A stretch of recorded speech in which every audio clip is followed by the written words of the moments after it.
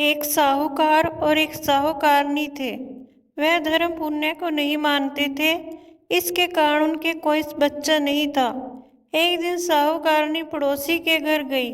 उस दिन सकट चौथ था। वहाँ पड़ोसन सकट चौथ की पूजा करके कहानी सुना रही थी। साहूकारनी ने पड़ोसन से पूछा, तुम क्या कर रही हो? तब पड़ोसन बोली कि आज चौथ का व्रत है, इसलिए कहानी सुना रही हूँ। तब साहूकार ने बोली, चौथ के व्रत करने से क्या होता है? तब पड़ोसन बोली, इससे करने से अन्न धन सुहाग पुत्र सब मिलता है। तब साहूकारनी ने कहा, यदि मेरा गर्भ रह जाए तो मैं सेवा शेर तिलकुट करूंगी और चौथ का व्रत करूंगी।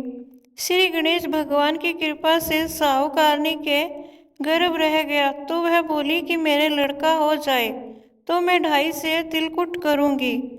कुछ दिन बाद उसके लड़का हो गया तो वह बोली, हे चौथ भगवान, मेरे बेटे का विवाह हो जाएगा तो 5.25 सेर का तिलकुट करूंगी। कुछ वर्षों बाद उसके बेटे का विवाह तय हो गया और उसका बेटा विवाह करने चला गया, लेकिन उस साहूकारनी ने तिलकुट नहीं किया। इस कारण से चौथ देव क्रोधित हो गए और उन्होंने फेरों से उसके बेटे को उठाकर पीपल के पेड़ पर बिठा दिया। सभी वर को खोजने लगे पर वो नहीं मिला।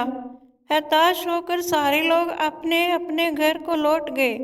इधर जिस लड़की से साहूकारनी के लड़के का विवाह होने वाला था, वह अपनी सहेलियों के साथ गणगौर पूजन के लिए जंगल में दूब लेने गई। तभी रास्ते में पीपल के पेड़ से आवाज आई, ओ मेरी अर्धब्याही। यह बात सुनकर जब लड़की घर आई तो उसके बाद वह धीरे धीरे सूख कर काटा होने लगी। एक दिन लड़की की माँ ने कहा, मैं तुम्हें अच्छा खिलाती हूँ, अच्छा पहनाती हूँ, फिर भी तू सूखती जा रही है, ऐसा क्यों? तब लड़की अपनी माँ से बोली कि वह जब भी दूब लेने जंगल जाती है तो पीपल के पेड़ से एक आदमी बोलता है कि ओ मेरी अर्धब्याही। उसने मेहंदी लगा रखी है और सेहरा भी बांध रखा है। तब उसकी माँ ने पीपल के पेड़ के पास जाकर देखा, यह तो उसका जमाई ही है। तब उसकी माँ ने जमाई से कहा, यहाँ क्यों बैठे हैं? मेरी बेटी तो अर्धब्याही कर दी है और अब क्या लोगे? साहूकारनी का बेटा बोला, मेरी माँ ने चौथ का तिलकुट बोला था लेकिन नहीं किया, इसलिए चौथ माता ने नाराज होकर यहाँ बैठा दिया। यह सुनकर उस लड़की की माँ साहूकारनी के घर गई और उससे पूछा कि तुमने सकट चौथ का कुछ बोला है क्या? तब साहूकारनी बोली, तिलकुट बोला था। उसके बाद साहूकारनी बोली, मेरा बेटा घर आ जाए तो 2.5 मन का तिलकुट करूंगी।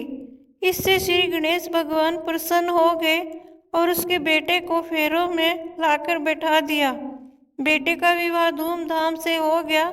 जब साहूकारनी के बेटा एवं बहू घर आ गए तब साहूकारनी ने 2.5 मन तिलकुट किया और बोली, हे चौथ देव, आपके आशीर्वाद से मेरा बेटा बहू घर आए हैं, जिससे मैं हमेशा तिलकुट करके व्रत करूंगी। इसके बाद सारे नगरवासियों ने तिलकुट के साथ सकट व्रत करना प्रारंभ कर दिया। हे सकट चौथ, जिस तरह साहूकारनी को बेटे बहू से मिलवाया है वैसे ही हम सबको मिलवाना। इस कथा को कहने सुनने वालों का भला करना। बोलो सकट चौथ की जय, श्री गणेश देव की जय। दोस्तों, मेरी यह वीडियो देखने के लिए आपका बहुत बहुत धन्यवाद। जय श्री गणेश।